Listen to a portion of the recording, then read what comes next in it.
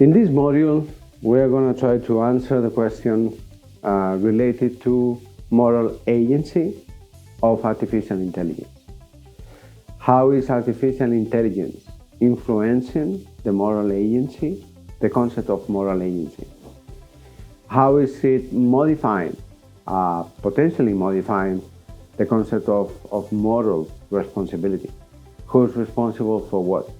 We will try to present a very simplified model in order to illustrate these moral agency issues with some examples. At the end, we will present some ongoing questions for this ongoing discussion. The way the model has been structured is the following. We will have a short introduction to the topic. We will introduce the moral agency model. We will present you with some of the characteristics of the model and some examples. And finally, we will wrap up with some conclusions and ongoing questions.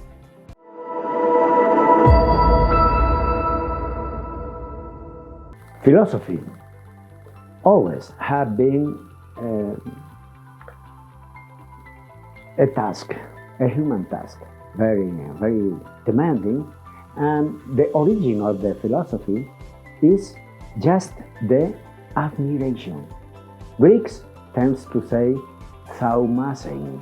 Thaumazein is admiration. Kant in the 18th century told us two things: admire and respect the sky and the law, moral law inside of me. What is the thaumazein of today? What is the admiration of today? There are a lot of things, but one is very important. We are now in a context where technology can help us to change, to transform, to amplify fantastically the possibilities of human beings. And this is not an easy task to understand, and above all, is not an easy task to manage properly. So we need to think about what are the possibilities that we have with us. With the help of technology, intelligence, artificial intelligence, algorithms, analytics, we have for a long period of history some learnings, some apprenticeships. We have now that not everything that is technically possible is at the same time equally morally desirable. Not everything that we can do, we should do. This is an axiom. I can't prove this as a demonstration in mathematics, but this is an axiomatic result of a long history and reflection about the history of human beings on Earth. Not everything that is possible technologically is equally good morally. This is the question. What will do with these possibilities that we have now with the technology and technocratic world? And this is a question of moral philosophy. This is a question of ethics. This is a question of reflection.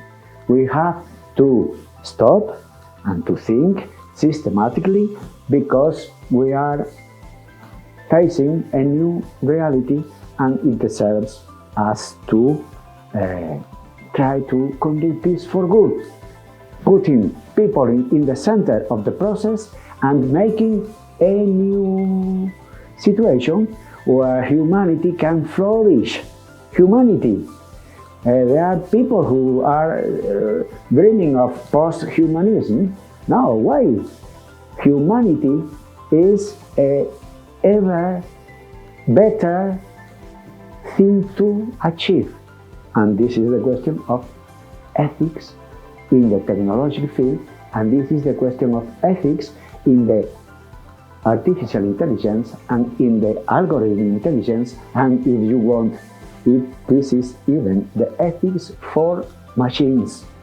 But this is, of course, an analogical way of speaking, because are truly the machines moral subjects?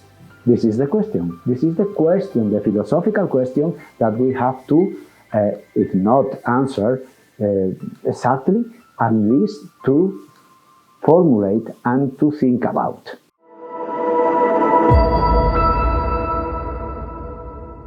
The question, the key question is, what converts a subject in a moral subject? What are the traits, what are the characteristics of a subject that can be understood as a moral subject? Philosophy has told us that human people are moral subjects because they are people who have conscience, they know what are they doing and they can anticipate the results of their actions, so they have conscience. They are people who is free, not absolutely free, but has freedom, freedom to choose. And the question is how to choose well. And the subject, moral subject, has a third characteristic, that is the will. I am conscious that I can choose E or N, and I decide, my will impels me to decide for X. I do X, and I am responsible for the consequences that can follow my election, my choice. This is the subject as a moral subject, and this is a question very, very human. The question now is, what is the moral agency of an artifact, a machine, an algorithm, a system? Are they responsible or not? Because they have consequences. Their actions have positive and negative consequences. When the consequences are negative, are they responsible? Even a tsunami have bad consequences, but is the weather responsible for the bad consequences? Now, is responsible, is a moral subject an artifact? The question is not so easy to answer. In fact, there are a lot of people who are writing and thinking and researching about machine moral machine, ethic for machines, and so. We are now touching the point. This is a point that deserves to think about. So, for doing that, we are now proposing a simple model. Model is like in economics or in whatever, is a way of depict a complex reality in order to be able to to get the most clear thing and to try to understand it. Our model has, this is very simple, has two agents. We have agent E, agent B. Agent E is a concrete person, agent B is a company, and E and B agents are interacting. But suppose that agent B is able to build an agent beta. Beta is a construct, a build by the agent B and interacts. But the question is that agent beta is able to learn faster than everyone in the world, is able to self-direct is able to be much more intelligent than even the persons behind the agent B and the company that is building the artifact data, and they are interacting with agent E. In this relationship between agent E, human, agent B, company, and agent beta is an artifact mediated by the technology and the artificial intelligence, and by the algorithms, we have a new field of reflection, a new field to think about. This is a connection between the old questions of moral philosophy in the current times.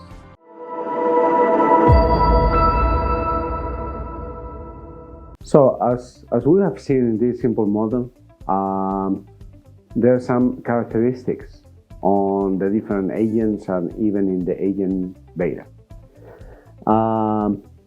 Agent A can be also defined as the truster. He has to trust on agent B and agent beta, on the organizations and the algorithm, the artificial intelligence system that they will be providing him or her with.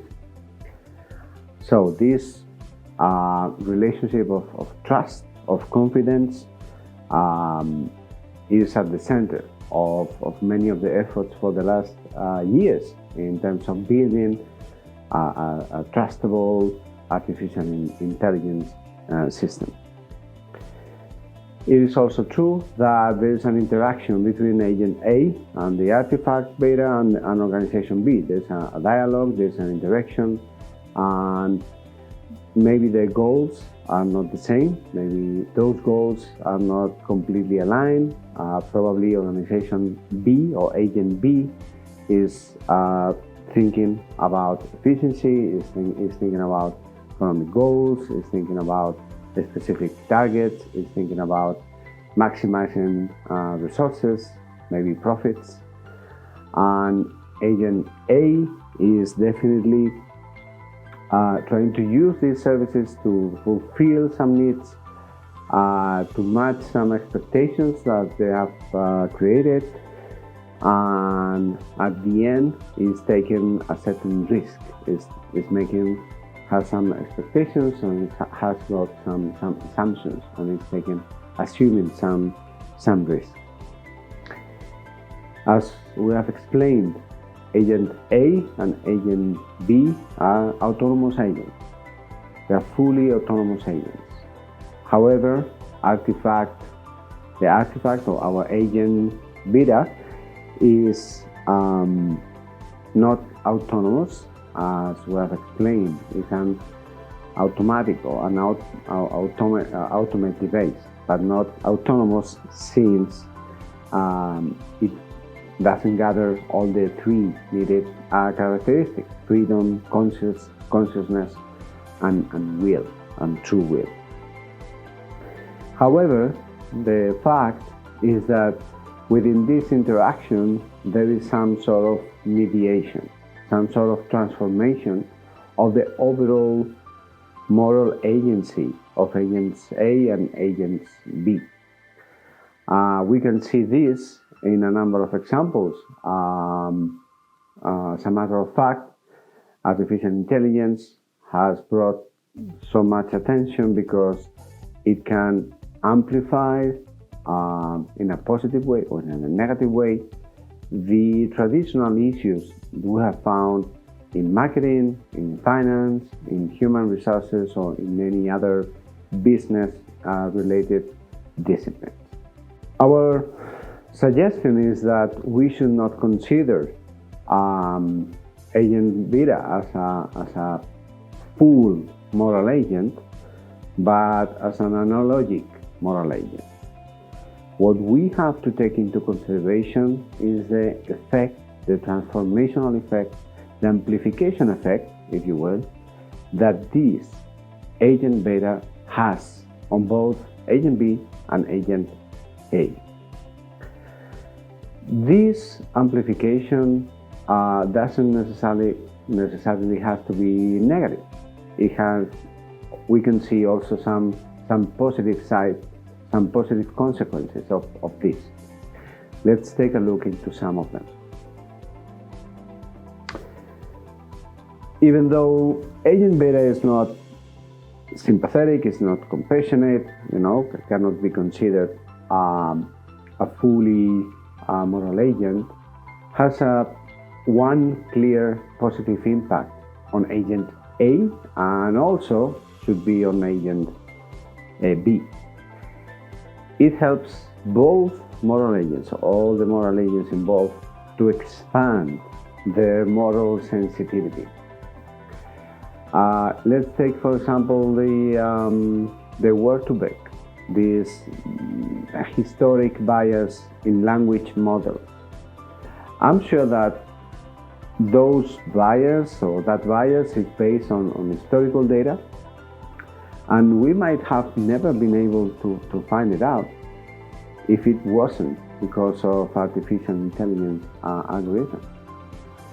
So there is indeed the possibility that this agent beta, analogic moral agent, helps us to expand our awareness for the moral dimension of certain issues. It can also help in terms of ethical reasoning, or in terms of being able to discern which are consequences, even from an utilitarian point of view. So if we include certain systems in our ethical reasoning framework, it can help us, expand our decision-making capability as well. So what we are trying to say is that moral agency for both agent A and agent B is influenced by this agent beta. It kind of amplifies at some time, or it can modify, or it can transform the scope, the radar of the moral agency of both agents A and B. Another example we can find related, for example, with discrimination or fairness. So imagine that we have a very simple credit loan algorithm in a bank that has been fed by historical data. And based on this data, someone, maybe organization B, agent B, maybe agent A, determined that the way we were giving loans, credit loans, was not fair. Because, in the past there were more men that got the credit, a more absolute number of men than a number of women. So, agent B, with a clearly good intention, has kind of tricked the algorithm, has applied certain fairness rules to try to match that in a way that he's offering agent A a possibility of giving the same number of credit loans to men and women. In order to do that, as we can see, mainly because the number of or the profile of women customers have, for whatever reason, as an average, less income, we have to adjust different income levels, if that were the only credit criteria to be used for men, for the group of men and the group of women. And therefore, as you can see, using this, we give the same number of credits to men and women. But is this fair? Because probably there is a single person, a single man with higher income that has been denied a credit loan just because of this parity criteria. And of course, this is a very simple example, and there are many more complex ways of approaching this. But the important thing about this example is the influence that agent B and artifact beta can have on the decisions taken by agent A, in this case, for example, the bank, and how it might affect other people.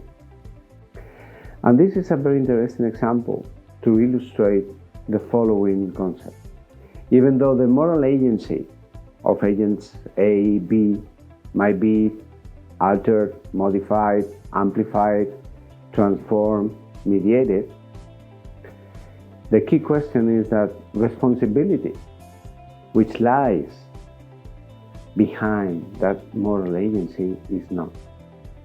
So no matter if our moral sensitivity is increased, if our moral decisions are biased by artifact B, our responsibility remains the same, as well as agent B's responsibility.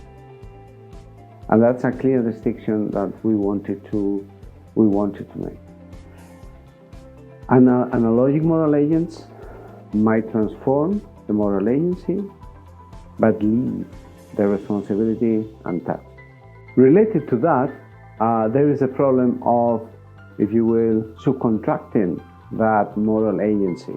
So what if agent A blindly trusts agent B and the artifact beta in terms of moral agency, saying, no, don't worry, I will trust anything you do.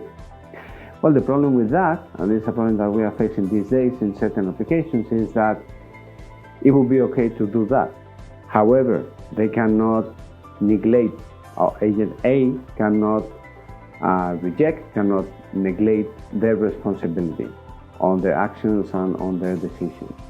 And there is certainly a risk that we have to be aware of.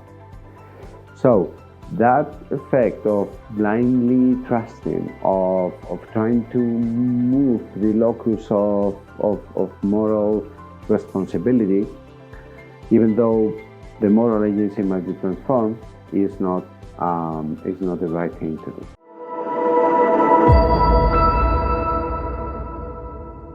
To sum up something of the ideas that we have been dealing with along this short video, we have talked about two different kinds of agents. One moral agent would seek one person that is autonomous. Autonomous is the person, the subject that is able to give to himself or to herself the law. Autonomia, autonomous. And this is just for human people. And we have automatic agents that need to receive the way of acting, of doing from the builder. So a machine is automat and expand our possibilities tremendously, as we saw, expand our possibility, but is not the last responsible for the consequence.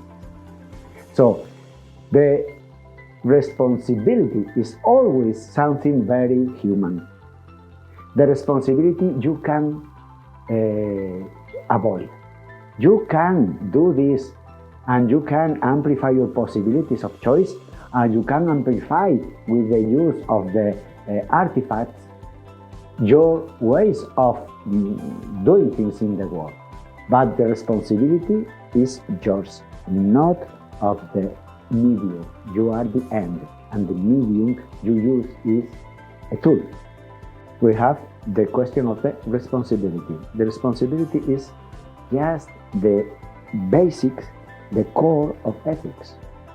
It's the exercise of your freedom and your ability to choose. You are responsible for what you are doing, and we can prepare for the future by asking in anticipation some powerful questions. The questions that we might ask ourselves and we might ask you for these ongoing discussions would be as follows. How could a non-human agent with the characteristics of agent beta be considered a true moral agent in the midterm or in the long term? What is missing in order to consider agent beta as further more than an analogic moral agent? How is the trust relationship between agents A and B modified because of the interposition of agent beta? How to protect the confidence, how to protect the trust in that relationship between agent A and agent B when agent beta is interposed. We hope you like this module, and we'd like to hear your comments. You can find us in our email address or in our LinkedIn profiles. Thank you very much.